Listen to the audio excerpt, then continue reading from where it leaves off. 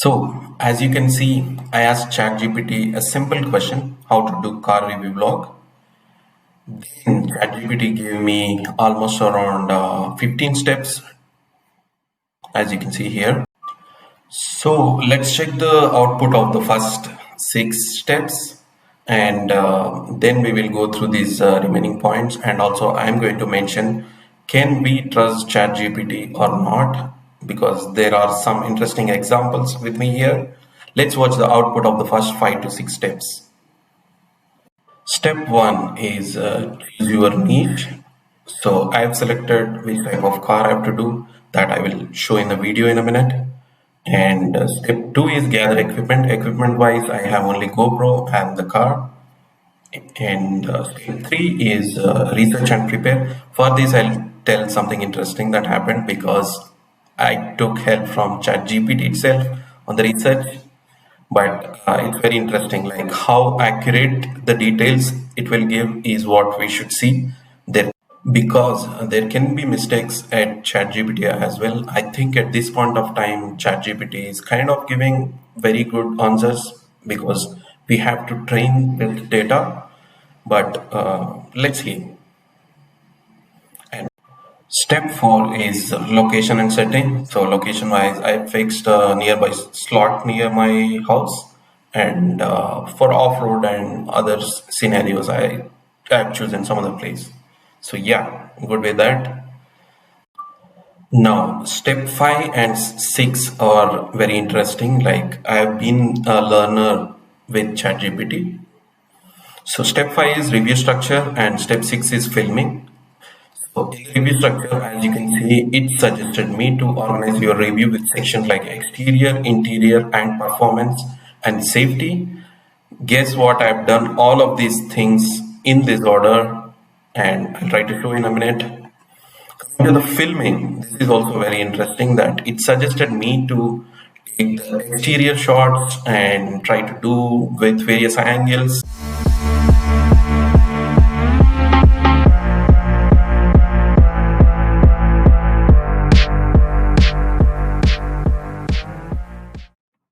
Hello guys, so today we will be reviewing the 2023 all new Tata Safari Phase 2 edition.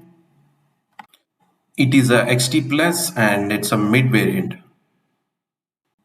The color option is royal blue and it has too many variants, color options with Tata Safari. This looks stunning and it's very huge. I think it's one of the best options under 30 lakhs. So let's check the engine specs now. I'll try to open the bonnet and show you the details. Man, this is so huge. You can do gym with this. Coming to the engine options, it has a 2-liter 4-cylinder Cryotech diesel engine and maximum power output is 170 PS. Wow, that's great at 3750 RPM, and maximum torque is of 350 Newton meter torque. And transmission options, it has 6-speed manual and 6-speed automatic also. Man, look at the size of this vehicle. It is a true SUV. Coming to the dimensions, it has the length of approximately around 4661 mm. And coming to the width, it has around 1894 mm and height is of 1786 mm, I think best in the segment. And it has a wheelbase of approximately 2741 mm. So coming to the seating capacity, it has of two options, 6 or 7 passenger vehicles, depending on the variant. In the middle row, as you can see, it has captain seats and bench seat. Bench seat is basically where 3 people can sit, and captain seats are 2. There would be a space between these 2 seats. The Tata Safari comes with only diesel options as of now. The fuel tank capacity is almost of 50 liters. Suspension is independent lower wishbone with coil spring. The rear suspension is semi-independent with twist blade and coil spring. In the front, you get disc brakes and in the rear you will get drum. This variant have 18-inch alloy wheels, and based on the variant it will change, but I think almost all of these have 18-inch. And as you can see, it suggested me to showcase interior features and demonstrate on the camera. And while filming, I can provide a commentary or share my thoughts, my own thoughts.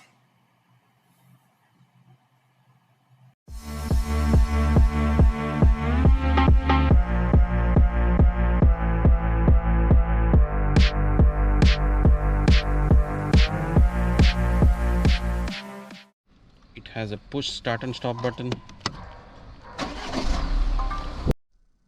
The steering is a tilt and telescopic. As you can see, this steering have multiple options. On the right side we have cruise control. So to use this, just click this cruise control button. It will be on, and once you click 2 times up, it would be activated. And if you click on this, it will be cancelled, or on the down twice, it will be cancelled.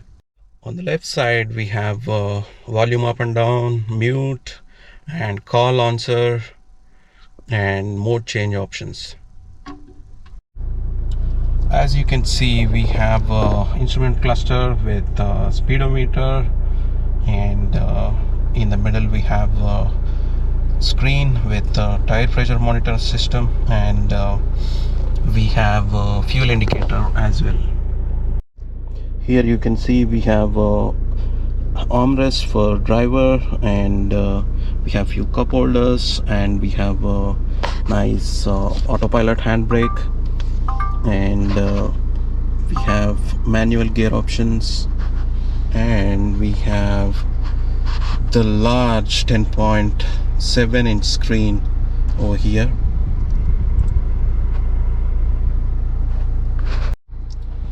Here we have the mode options. This one is sport, and this is economy, and as you can see, by default it is city mode. This one have a huge reverse parking camera. You can see there are plenty of options over here. This is very huge compared with other SUVs. Over here we have options for panoramic sunroof. The first option is to open the roof, and the middle one is for opening the smoke, and the last one is to open the panoramic sunroof. Now let's check how big this sunroof is.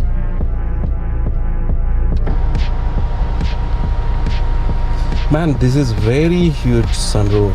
One of the reasons I purchased this vehicle is for the huge sunroof you have this big.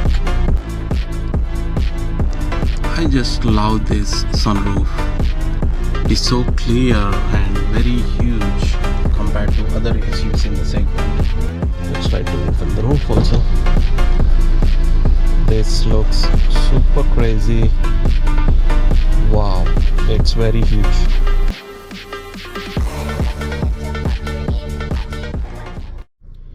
Now I am in the middle row, and it has a decent leg space and decent room of space. And this one have a boss mode where you can control the front seat also, like this. And we have AC vents on this side and over there, and we have a USB cable chargers. These are like plenty in this car. Like we have few in the front, few in the back, and we have AC vents on back also. And for the middle row we have this armrest with cup holders, and this one have lights everywhere. You can see here we have lights over here, we have lights on the back, we have lights over here.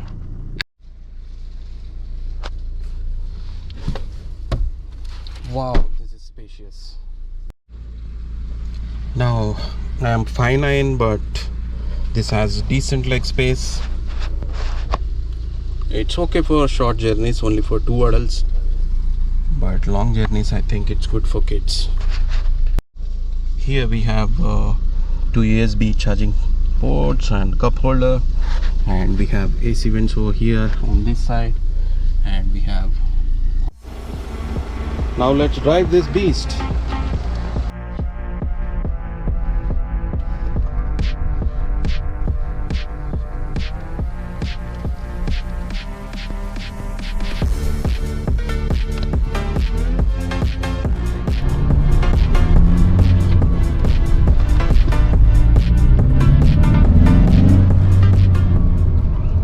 Man, this flies. Wow, the ride quality in this is amazing. Like, you pass any speed breaker like charm. Riding this vehicle is not hard as it seems. You can happily drive this vehicle. Coming to the safety features, this one have dual front airbags and ABS with EBD. Now this one have electronic stability program and hill hold control and hill descent control.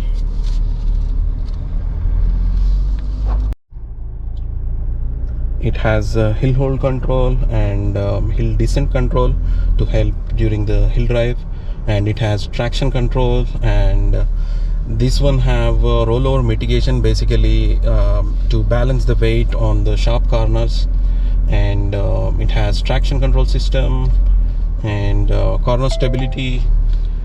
So as you can see here, step 7 suggested me of a test drive. If possible, include a test drive segment to showcase the car's performance on the road. That's what we are going to see now.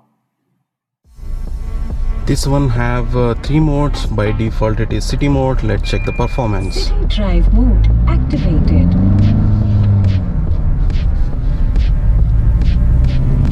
Wow, this goes like rocket in the default mode itself. The economy mode. Economy drive mode activated.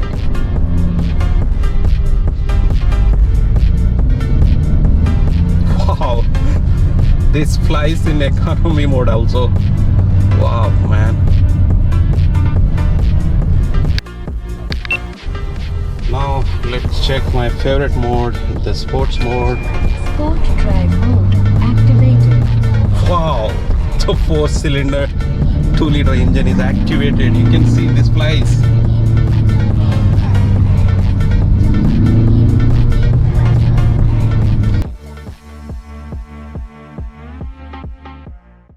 Now let's experience some off-roading.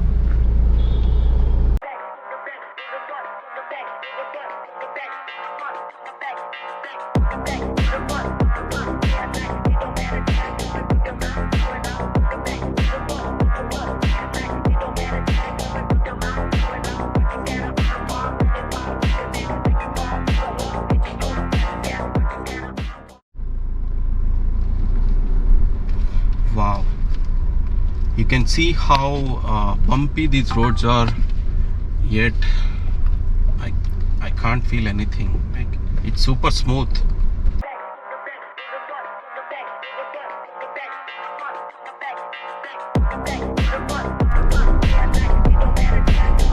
Even though it's not 4x4, this vehicle goes charm in the off-roads.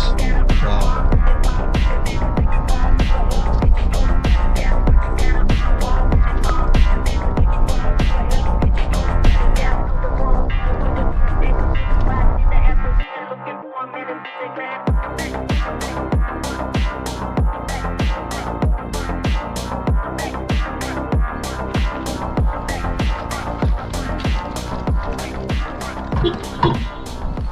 So this one have a boot space of 73 liters, but if you can close these last seats, it would be around 400 plus liters. That's very huge. So I want to mention one point here on the boot space comparatively other SUVs, that this one gets a last row with a good amount of leg space, but other SUVs who are trying to sell with larger boot space, even though with 7-seaters, which is not that good for the last row, but you'll be getting a little more of boot space, which is not kind of good, because if you want to use, you can fold and use the 400 liters capacity, compared to this 73 liters. And in this you'll get a nice room as well. Here goes the remaining points. Point 8 says edit your footage using video editing software. I've been using CapCut for this. And point 9 says voiceover or live commentary. I've done that at certain scenarios in my video. And point 10 says about thumbnail and title and creating a eye-catchy thumbnail. I hope all of you are here because of that. Point 11, upload and promote. I've done that. And point 12, engage with your audience, respond to comments. I will do that. And 13 is consistency, stick to a regular posting schedule. I've been doing that.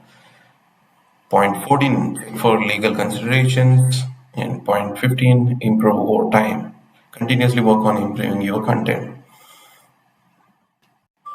So using these 15 steps provided by ChatGPT, I've been able to complete the car review blog finally. Here goes the interesting part. So as you can see here, I asked ChatGPT provide specifications of Tata Safari, which I've reviewed. Then it shared me all these details, as you can see clearly: engine options, dimensions, seating capacity, fuel tank capacity, suspension, brakes, wheels and tires. Here one thing to be noted, tire size it gave 16 inch and 17 inch. But my car is of 18-inch alloy wheels. So this is an interesting aspect of trusting ChatGPT, because this is how the information would be like for you to trust or not. So basically, the information provided by ChatGPT cannot be accurate, but it needs an initial reviewer because the data is keep on getting updated, because ChatGPT need the data training to give accurate results. So here it shows the safety features, and I have gone through all of this in the video. And here you can see I told ChatGPT to update above wheel size to 18 inch, and guess what it does? It updated it with 18-inch alloy wheels, as you can see here. But you can see here the tire size is also updated to 35 by 60 R18, because here you can see this is 235 by 70 or 235 by 65. But you can see here it is shown as 235 by 60 with R18. So my point here is that it not just updates the content we needed, but it goes back to the system and comes back with the accurate data or related data, and it will be updated. So here is another small example. I'll go through this quickly. So I asked ChatGPT what is the best route from Delhi to Chennai. Then it showed me route option 1, approximately of 2,200 kilometers to 2,500 kilometers. Then it gave me all the steps where you would be going, from passing Telangana, Kurnool, and Chennai. So now I asked ChatGPT to include Bangalore above. Then look at this, what it does. Route option 2, Delhi to Bangalore to Chennai. So this is how it is shown. So as you can see, with this information, I have successfully able to create my vlog with the help of ChatGPT steps. Coming to the data, trust or not trust, I want to say one thing, that at this point of time, GPT is not fully accurate, but it has almost all the information. And as you know, GPT means that it needs a training. It is called GPT as in generative pre-trained transformer, because we have to train it with the data we have. This is just a minor example I've given, but going with the actual software development, that's another topic. But if we give a lot of data through API, then it will link it with everything, and then it will give beautiful answers to that data we have trained. So yeah, I hope this information is helpful to you. Thank you.